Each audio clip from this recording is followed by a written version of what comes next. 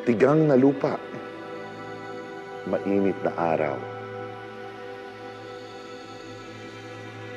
Anong mangyayari kung ang mga hayop ay naririto?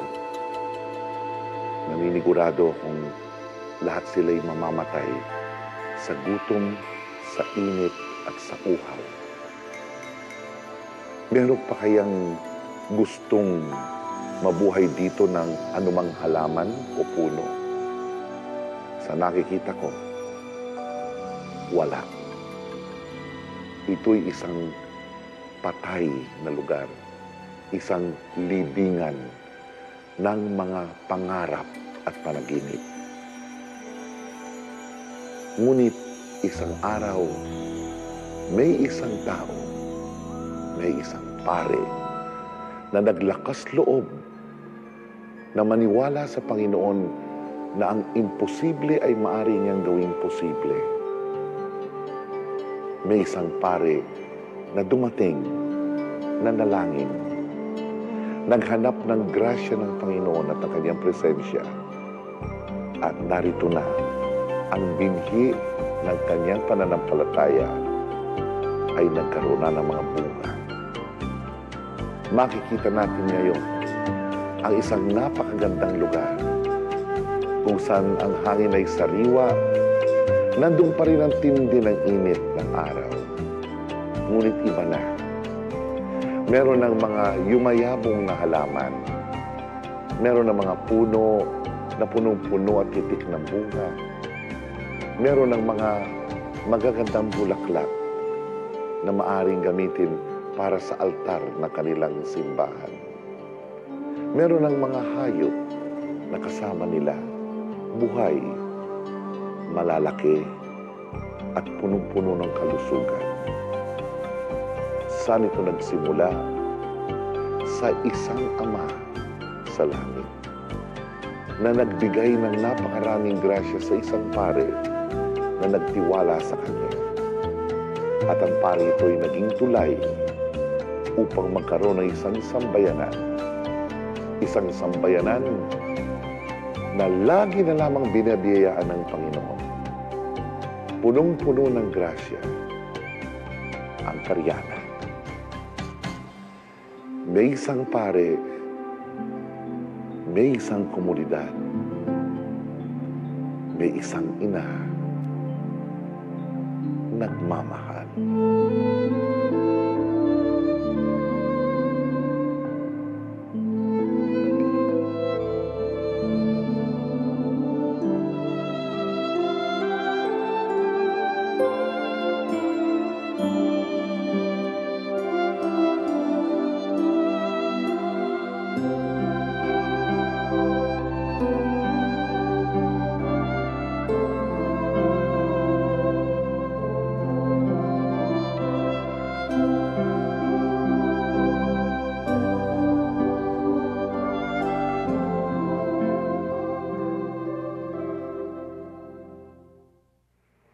Sa bukana pa lamang ng mala-paraisong lugar na ito ng Karyana, nakita ko at nakadaupang palad ko si Father Odon. Siya po ang matatawag nating tunay na ginamit ng Panginoon upang magkaroon ng ugnayan ng lahat ng mga taong narito upang maging isang komunidad, isang sambayanan. Kaya naman po, napaka-importante at napakahalaga ng kanyang papel upang ang Karyana ay magkaroon ng katotohanan hindi lamang sa pag-iisip, kung hindi sa pagsasalarawan sa mundong ito ng pag-ibig at presensya ng Panginoon. Narito po ang paring magugustuhan ninyong makilala sapagkat punong-puno po siya ng Panginoon at punong-puno po siya ng magagandang mga plano. Pero ang pinaka-importante, siya po ay isang banal na pare. Magandang hapon po, magandang gabi po, Father. Ay, magandang gabi sa inyo, Father. Father, ito bang Karyana ay naging concept na ninyo, ideya nyo, nung kayo'y bagong pare pa lamang? Walang concept kaming ginawa dito, Father. Everything just happened. Kasi itong mga batang to gusto maging banal na tao, high school students sila, they needed direction. Tinulungan ko lang pero walang plano to make a community for. So, para bang this is just the flow of the Holy Spirit na na-infuse sa mga bata at sa inyo, kaya naman nagkaroon ng isang karyana. Parang ganun ho, yeah. At pero hindi nyo man inisip nung bata pa kayong pare na magtatayo ako ng isang grupong ganito. Hanggang ngayon po, hindi ko pa iniisip po yun eh. Nangyari na lamang ho. Oo. Nag-umpisa ba itong karyana, Father, sa marami kayo o konti lang pong mga kabataan? Marami ho po sila nung umpisa. How old were you, Father, excuse me, when you began the karyana? Mga 35 siguro po. Wow! You were at the height of your of your popularity, Father. Kilala na kayo sa kursilyo, sa mga retreats. So, 35 kayo, kasama yung mga batang high school graduates. Graduates po. Ilan po kayo nag-umpisa? Nung umpisa ho, nagre-retreat lamang sila kasama ni Father Carlito Sengson na bishop ngayon ng Baguio. Okay. Mga siyam na po ho sila sa retreat. Pero pagkatapos ng retreat, meron nabawasan na. Araw-araw nababawasan. Pero itong mga bata yung pumunta sa inyo lagi? Ganun ho, nagpaparang prayer meeting ho kami. Okay. Ganon. Okay. Parang sa buhay ko rin ganyan po na nag-prayer meeting at yung mga bata ayaw nang umalis sa kumbento. Ganun talaga. Yung naalala ko ito yung barkadahan namin, barkadahan ni Santo Domingo. Father, pagkatapos pong na lesson, ilan lang po ang natira upang maging core group ng karyana? Mga 6 lamang ho. High school graduates? High school graduates. 6? Ang iba ho, mga grade 7, isang grade 7 yata ho. Anong ginawa niyo, Father? How did you work it out na sa pagtayo nito? Dito kayo pumunta sa lugar na ito? Meron muna ho kami isang bahay na maliit kasi konti lamang sila. And since wala akong alam sa community, ibinigay ko kagad yung rule of Saint Benedict. Yun ang sinundan nila. Ano ang buod ng rule of Saint Benedict, Father? It's a rule for laymen. Okay. And basic ho, fundamental evangelical life, puros basic lamang ho. And it is for people, laymen who wants to seriously become holy. Wow. That's sterner stuff than anything during our time. Siguro during the time of Saint Benedict, it's all right. Pero hindi sa ating panahon, Father. Exactly. Ang mga batang ito ba, hindi ba na masyadong na-overwhelm? Hindi naman ho, kasi yung retreat namin, we're so boring na nag-strike pa nga yung mga bata during the retreat ho eh. Ayaw mag-attend ng mga talks. Totoo yan. Totoo po yan. Talaga.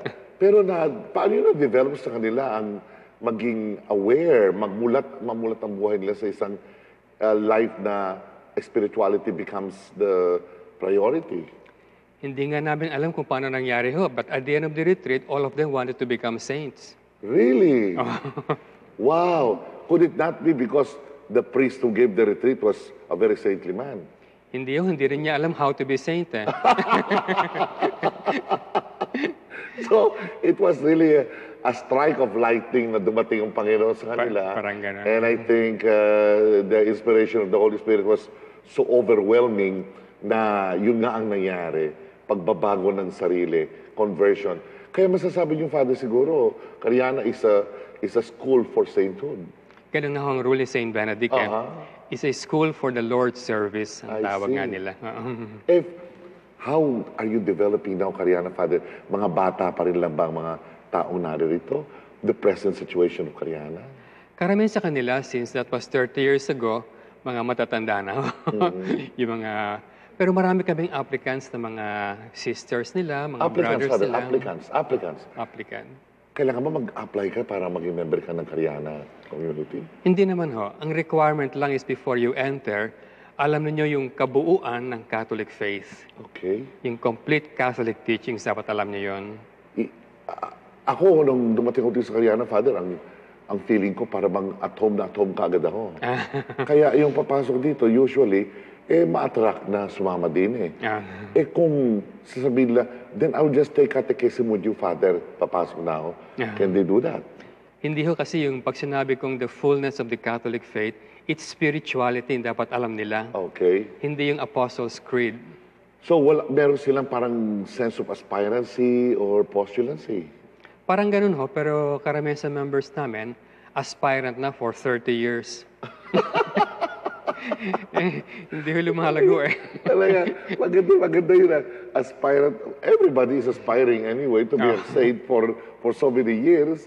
Father, meron naman mga conflicts na nangyari sa inyo sa in between those 30 years. Marami siguro naman. Marami naman ho. Oo. For example, Father, yung material needs ng grupo, wala naman kayo ng problema kayo doon. That was never a problem. Yung pera ho, kakanin namin was never a problem. Ulitin po natin yan. Money was never a problem. Kasi ang rule ho namin, huwag namin pag-uusapan ang pera, huwag pag-iisipan yung pera. Ganun ho ang rule dito. Wow! Talaga kakaiba, Father. Sa labas, ang pera ang pinag-uusapan. Oo nga ho. Ang pera lamang pinag-uusapan at wala nang iba pa. Kaya hindi sila inaalagaan ng Panginoon Diyos naman. Maganda yun. Inaalagaan ng Panginoong Diyos. Kapag ikaw ay walang pera, alagaan ka. Kapag may pera ka, mahirap kang alagaan dahil meron pa pera mag-aalaga sa kanila. No, Father? Yung relasyon naman dito sa loob, meron ba dito nagkakagalit? May nagsasama ng loob? May nagkakainggitan? Meron din ho, kaya naririto ho nga ho sila para tanggalin yung mga defectong yun ho Yung mga passions, kinokontrol nila para... Yun ang maganda, Father. Ang mundo, sinasabi nila, sabi ng mga psychologists and sociologists, unless all these passions, the bursts of passions, gets out and they are exercised, these passions become suppressed and repressed. And this will lead to depression. Oo nga. Is this also taken consideration seriously by the formators dito sa loob ng Karyana? You know, Father, I'm also a clinical psychologist. At alam ko, hindi tumatalab ho yun eh. Ibig sabihin, the more you repress it, but if you repress it for a spiritual reason, mawawala. Okay. Pag pinirepress ninyo for natural reason, masisirang ulo ninyo. There. Magandang leksyon yun. Sa kanila namang mga pag-aaral, schooling of the... Dahil may mga bata po kayo dito. Marami po. Ilan po ang mga bata nyo ngayon dito? Naku, tumigil na ako magbilang ho eh. Siguro mga 40 or 50, mga 60 pa siguro. Nag-aaral po sila? Meron po silang klase. Paano po yung... Anong kakaiba yung klase at klase sa labas? Ang primary classes ho rito is how to become good, how to become holy. Kaya puros example ng mga saints ang inaano nila. Fathers of the Church. Kung gusto niyo malaman, yung Catena Aurea ni St. Thomas of Aquinas, yun talaga minamaster ko nila. Kasi maski bata, naintindihan ho yun eh. Yes. Ang madali naman intindihan si St. Thomas Aquinas eh. Kung pagtatsagaan, kung hindi pwede talaga maintindihan kahit na ABC. Sa buhay naman ng mga tumatanda o, shall we say, nagiging elder, ano naman ang care na binibigay ng komunidad? Lahat ho ng physical care binibigay sa kanila, may doktor, may nurses, pero more ang spiritual care, kasi nga matanda na, mamamatay na ho eh. Kaya ang concentration on the spirit. I see. Hindi ito, matanda ka na, ibalik na kita sa pamilya mo. Hindi ganyan. Hindi ganyan. Mas baligtad pa nga ho eh, kasi matanda na sila sa labas at magmamatay na, kinukuha ho namin para ihanda sila sa kamatayan. But that's the plan and the special force of Mother Teresa of Calcutta. Ganun to take care of the dying destitutes or dying people. Sa palagay po ba ninyo itong Karyana maaring gawin kahit saang lugar? Kahit sa kasi yung nag-umpisa ho nito, mga bata lamang. Ngayon, mayroon mga members na mahihirap, na walang pinag-aralan. So lahat ng klase ng tao po nandito. Ang requirement lang is if they are truly seeking God. Yun lang ang requirement. So you must be a searcher. Ayan, that's the word. Talaga naghahanap ka? Opo. Kapag ikaw hindi naghahanap, hindi mo makuha. May isang kilala ko dito na siya ay isang artista na kasama nyo ngayon. Ito bang mga taong ganito, Father, na matatawag natin, quote-unquote, in the center of limelight, sila ba maaari pumunta rin dito at makaamot man lamang ng konting kapayapaan at kabanalan na narito sa mga tao dito.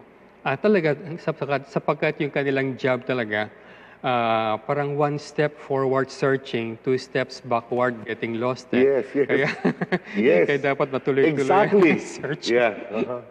Pada sa pagsa-search ng mga tao dito, meron ba namang mga masasabi mong na they failed to see Christ even inside Cariana?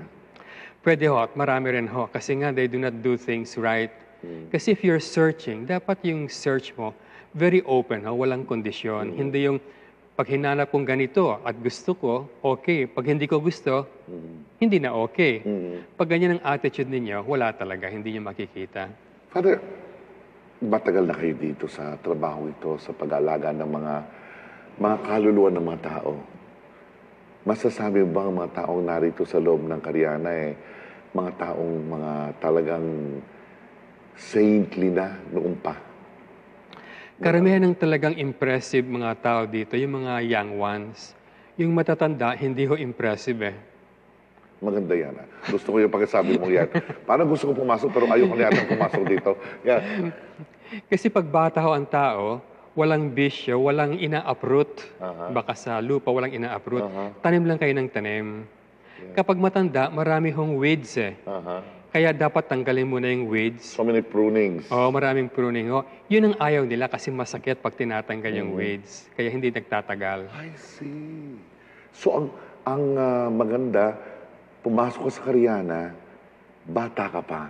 Ganun ho. Oo, para madali ang iyong paglago. Yeah. Walang puputulin mga ugat at walang mariremain na ugat sa baba na hindi maganda. Father, sa inyo, gusto ko yung tanong kayo. May nakita ba kayong matatawag ninyo special charism na binigay sa inyo ng Panginoon? Ngayon na kayo'y narito na for 30 years. I mean, let's admit it, Father. Ang mga order congregation are more stable. Oo nga ho. You don't have to struggle. The struggle most of the time is yung mga relasyon lang sa komunidad. Pero ito, Father, lahat ng struggle narito na. Yung struktura, trabaho, etc., etc. Yeah. Why did you choose this kind of struggle? Kasi nga iniisip ko lagi yung words ni Christ we did not choose Him, He chose us. Ibig sabihin, pag napili kayo, wala na kayong magagawa. You just have to go and go, maski na imposible yung future ninyo. Pero sa tanong niyo sa charism, wala akong charism in the sense that we are able to make the way towards holiness very simple and very easy. Yun lamang ang charism dito. Sa nakikita ko, Father, ang isang bagay na special sa inyo all of you here are yearning to be saints. Ganun lang ang requirement naman talaga. Siguro yun ang charism na matatawag natin sa inyo. That you are a builder you make saints out of ordinary man. At yun naman siguro, ang pagiging saint naman, tawag ho sa ating lahat, hindi po ba? Opo. We are all called. Sinabi nga ni Mother Teresa na tinawag siya ng isang press people, ng isang press woman. How is the living saint? Tumayo si Mother Teresa, sinabi ni Mother Teresa, sainthood is not a monopoly of one. Meaning, lahat tayo ay tinatawag maging santo. Kaya lang itong mundo natin, Father, ngayon yung santo yata binura na yata yung katagayon sa dictionary. No? Wala ba yung, Father, mga benefactors na tumutulong sa inyo? Wala po. You mean to say, ang kinakain dito, ang ginagawa dito, lahat-lahat, nanggagaling talaga sa inyong mga kamay? Opo, tsaka yung mga members namin na tumutulong naman, pero members na po sila. Wow! Ibig sabihin po kasi separated po mga babae sa mga lalaki dito po, ano ha? Opo. At ang dahilan po dito very obvious. Napakahirap i-contain ang tukso, layuan mo ko. Lalong-lalo kapag bata ka pa. Yun ang orientation na kailangan natin sa mundo na hindi natin ginagamit sapagkat gusto natin maging liberated ang nangyayari sa atin nagiging lacerated ang ating spirituality because of that. Going back, Father, to the Karyana itself and why it existed and how it existed, makikita natin na doon ang kamay ng Panginoon. Ngayon, sinasabi niyo na ang lahat ng inyo pong kinakain at lahat ng inyong ginagawa all come from the sweat of the brow of the brothers and the sisters. Or in general, from the members. From the members. How many members now, Father? Permanently staying dito, mga siguro 200 ho. 200. Kasama na rin po yung nagtatrabaho sa labas. Hindi pa kasama ho yun. O kasama yung nagtatrabaho sa labas. Siguro mga 250 or 60 ho. And ang lahat dito, meron kanya-kanyang mga obligasyon. Puro yung obligasyon lang how to be holy. To strive to be holy. Walang ho. So yung mga sisters na nag-aalaga sa mga may sakit, ito mga sisters, ito ibig niyong sabihin, would do these things not for their own benefit, not for the community, but for the great glory of the Lord. For their own personal sanctification. Yeah.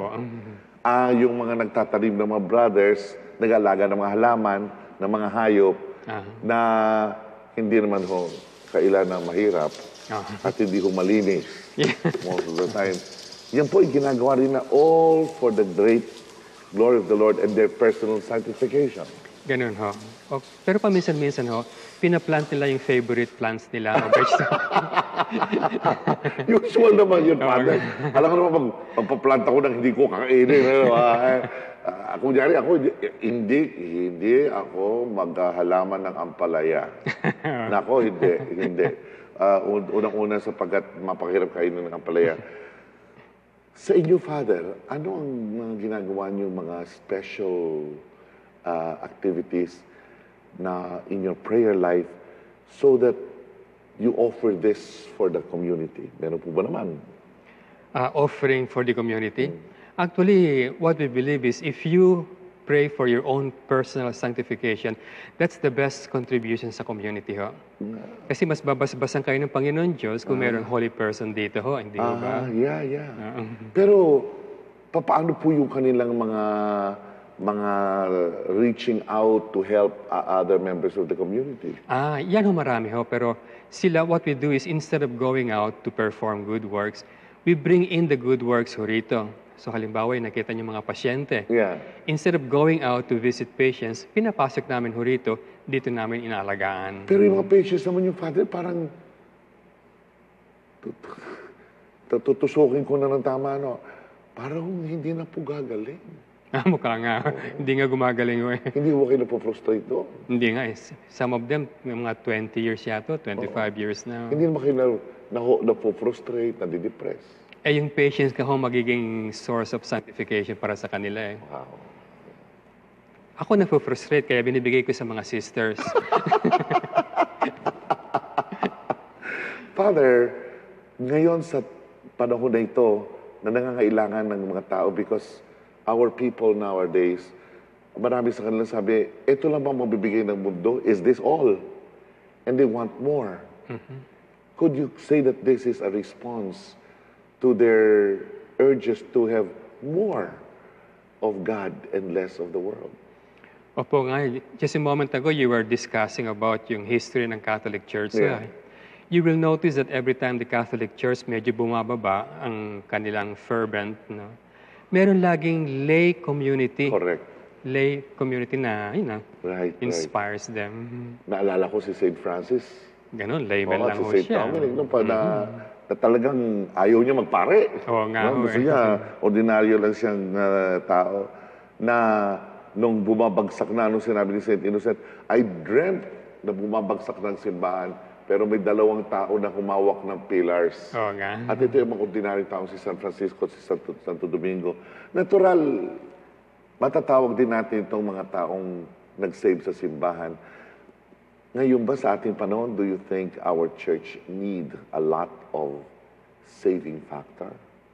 Mukha nga ho eh. Sabi ka ni Ronald Knox during his time, which is last century, ang simbahan daw is like a mustard seed na lumalaki. Pero mukha raw ngayon natutuyo. Yun ang sabi niya. Nagtuyot, no? Siguro, Father, ito na siguro ang tinatawag nating refreshing new water from the fountain, itong Karyana, upang mabuksan ang aming mga puso. Oo nga po. Hindi pala imposible. Ay, very easy. Very, very easy. Hindi pala imposible. Sa akin, Father, sabihin ko na very easy for you sapagkat siguro talagang ikaw hinirang ng Panginoon para sa ganito. Pero sa mga taong mga ordinaryo kagaya namin, parang imposibleng mangyayari. Siguro sapagkat kulang kami sa tiwala. At yun siguro, Father, ang pinakamalaking asset ninyo, pagtitiwala sa Panginoon na kayo lagi ginagabayan. Oo. Father, marami pong mga taong gusto makarinig sa inyo kung ano mensahe niyo this Easter. Anong gusto niyo sabihin sa kanila kung lahat ng mga leaders ng ating mundo ay pupunta sa iyo para makinig lang sa iyo during this Easter sermon? What will you tell them? Ang main message lang Easter ho ay, we have just passed through the Lenten season. And the very essence of the Catholic Church is the cross. Because sabi nga nila, the cross is where salvation is. And the cross is the greatest sign of God's love for us. So tayo rin dapat, if we want to love each other correctly, we have to undergo our own crucifixion. Since that was God's love for us, our love for our neighbors, for us to suffer for one another. And it is only when we die on the cross by mortifying our personal desires can we resurrect with Christ. Sa mga ordinaryong tao naman po naghahanap ng liwanag, mga taong talagang wala na hong pag-asa sa mundo ito, what could be your special message, especially this Easter? Ang message sa kanila ay, yung situation nila is their cross. So if they only embrace it the way Christ embraced His own cross, what is a moment of unhappiness sa kanila will turn into a moment of joy. Correct. After all, joy is just all around and all abounding. You've got to only catch it, no? And to understand the meaning of the cross. And to those people who are needing healing, Father, those who are sick physically, sick emotionally and spiritually, what would be your beautiful message for them? Sa kanila rin, their sickness is their cross. At sabi nga nila, kapag ang hindi Katoliko may sakit, tumatagbos sa kanilang mga pastor. Pero pag ang Katoliko ay may sakit, humihingi ng kadagdagan sakit. Ganyan mga santo Father, kung ako ay pupunta sa inyo at sasabihin ko sa inyo na, Father, kayo ay isang taong hinirang ng Panginoon sa kabanal-banalang buhay at kayo kakaiba sa aming mga kagaya mga pare. Ano po ang inyong komentaryo doon? Well, sasabihin ko lang sa inyo, ako ngang obstacle sa lahat ng mga tao na nandito. They could become saints faster kung wala siguro ako. How? Why? Kasi nga it's a work of God Okay, all right. Narito po ang pare na sinasabi kong isang paring maraming pinagdaanan. Sakit, krus, hirap, sugatan ng kanyang katawan. Ngunit hindi siya nagpabaya. Hindi siya pinabayaan ng Panginoon at hindi siya nagpabaya. Kapituko ang ginawa niya sa Panginoon. Hindi siya umalis. Hindi siya dinantayan ng kahit anumang kawalan ng pag-asa. Para sa Kanya, ang lahat ay nasa kamay ng Panginoon. Kahit anong gawin natin, ang kabuuan ng ating buhay ay nasa Panginoon. Si Father Odon ay isang maliit na pari lamang, physically speaking. Pero para sa akin, siya isang malaking higante. Hindi siya nakakapuwing.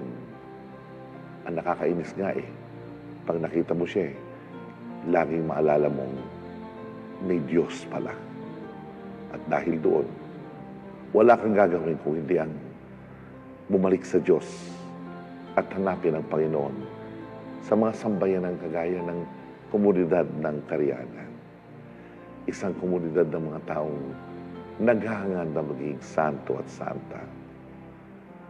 Ang anyaya sa atin ni Father Rodon, hindi pa huli ang lahat. You can still become a saint. Just keep on following the ways of God. May isang pare, may isang komunidad,